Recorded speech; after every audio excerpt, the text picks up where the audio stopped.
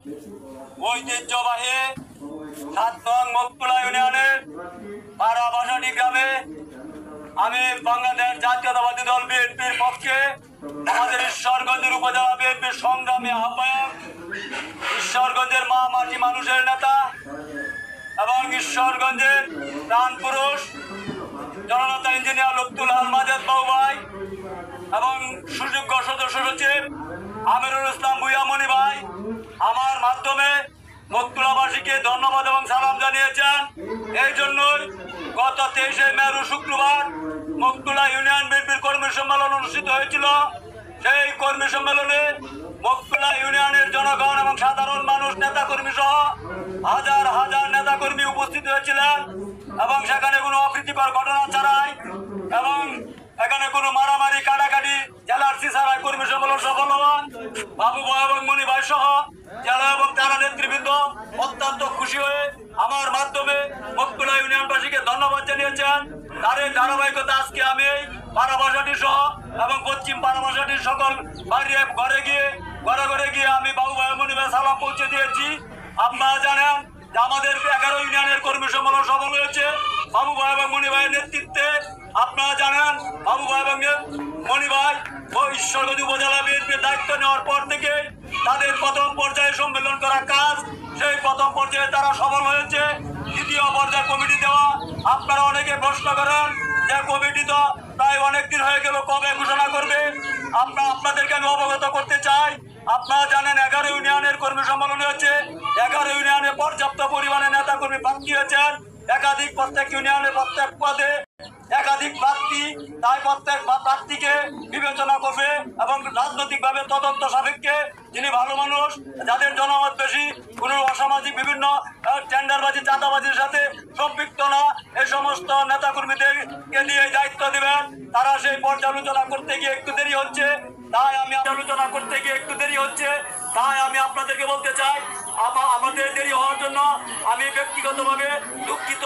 কারণ এর জন্য কর্মী সম্মেলনের পাশাপাশি আমাদের কমিটি দেওয়ার কথা, কিন্তু যেহেতু 11 ইউনিয়ন একসাথে তারা দিবে, আপনাদেরকে বলতে হয় আমাদেরকে কিছুদিন আগে আমাদের প্রাণপ্রিয় নেতা জননেতা ইঞ্জিনিয়ার লুৎফুল আল মাজেদ বাবু ভাই এবং মনি ভাই আমাদের 11 ইউনিয়নের সকল প্রার্থীদেরকে তারা আমাদেরকে ইনভাইট করেছিলেন।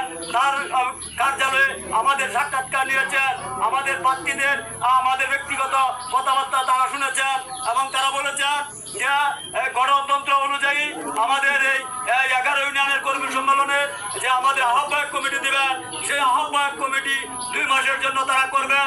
এই 2 মাস পরে আমাদের ওয়ার্ড কমিটি করা হবে। ওয়ার্ড কমিটির বুড়ে এবং পরবর্তীতে সভাপতি এবং সেক্রেটারি নির্বাচিত হবে। যারা এই আহ্বায়ক প্রার্থী হবেন এবং সদস্য সচিব হবেন, তারা পরবর্তীতে প্রার্থী হতে পারবেন না।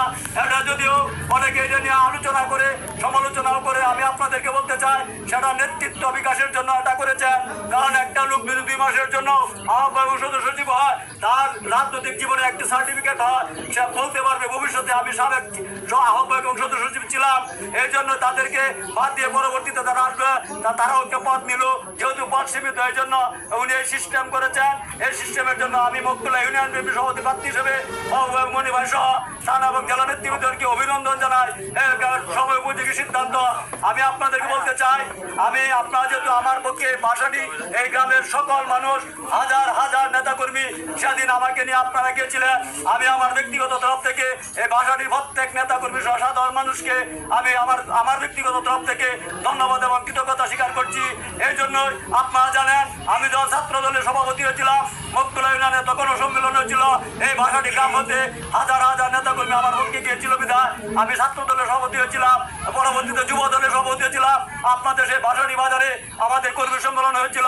সেই কর্মী সম্মেলনে আমি সম্মেলন করে যুব দলের ইউনিয়নের সভাপতি হয়েছিলাম। সেটা বেশিরভাগ সিংহভাগ আপনাদের কৃতিত্ব, আপনারা আমার সাথে গেছিলেন বিধায় আমি মকবুলা ইউনিয়ন যুব দলের সভাপতি হয়েছিলাম।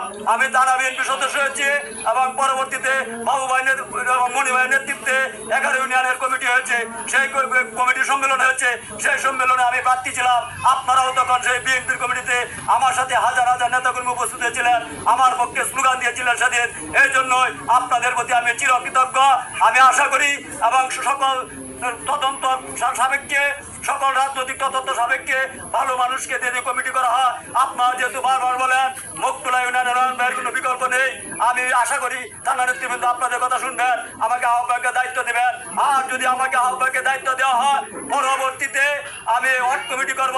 সেই ওয়ার্ড কমিটি বাবু এবং মনি ভাইয়ের নেতৃত্বে আমি তাদের পরামর্শে আমি ওয়ার্ড কমিটি করব, যেখানে আমার কোনো ব্যক্তিগত চাহিদা থাকবে না, স্বজনপ্রীতি আত্মীয়করণ থাকবে না, এবং আমি এখানে কোনো কে আমার লোক কে আরেকজনের সেটা নিয়ে আমি কোনো বিবেচনা করব না।